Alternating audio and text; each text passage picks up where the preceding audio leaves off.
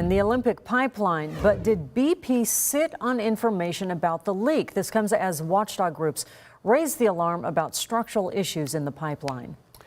KIRO 7's Brandon Thompson challenged the oil company today. Brandon, you found out this is likely to cost people sometime down the road. It is, because there is still a lot of work to do. You could see the concentration of lights out there. That is where a bulk of the work is happening. Now they have found the leak. Now they got to fix the leak. And because the pipeline is only partially reopening, that means airlines are having to truck fuel to airports, something industry groups tell us consumers are going to have to pay for.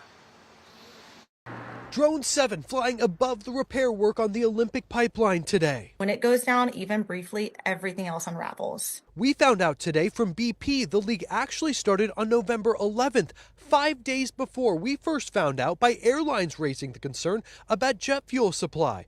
On November 17th, SEA said the leak was fixed, but the next day the leak restarted. 3 days later, Governor Bob Ferguson declared a state of emergency. Yesterday, Oregon did the same. Later Monday night, BP says they found the leak, and this morning the oil company partially reopened the pipeline. The public has a right to know. Bill Carham's watchdog organization, the Pipeline Safety Trust, was created after the Olympic pipeline explosion in 1999. They were the ones to work with the American Petroleum Institute, crafting guidelines for companies like BP to notify the public. I haven't seen BP on the list of operators that are in the process of implementing that best practice and industry adopted standard. We asked BP why they did not put out any information when the leak was first detected, which is another inconsistency in their story. They say it was found during routine maintenance. Senator Maria Cantwell's office says it was actually a blueberry farmer who made the discovery. Well, sadly, it's really common for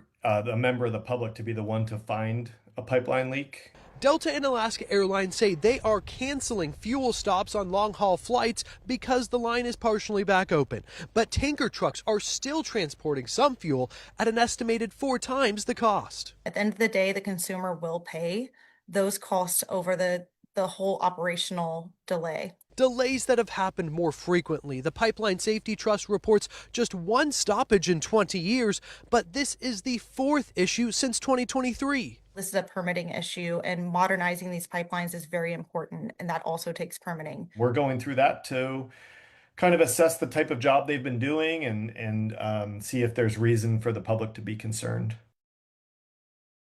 So this is actually the second leak just this year on the Olympic pipeline. Carham says that there was another in September that was only publicized because of a spike in gas prices. Now, we reached out to BP several times with our questions about the notification process and how the leak was discovered. They did not get back to us. Live in Everett, Brandon Thompson, KIRO 7 News. Also happening, a new development in a 2023 oil spill on the Olympic pipeline in Conway.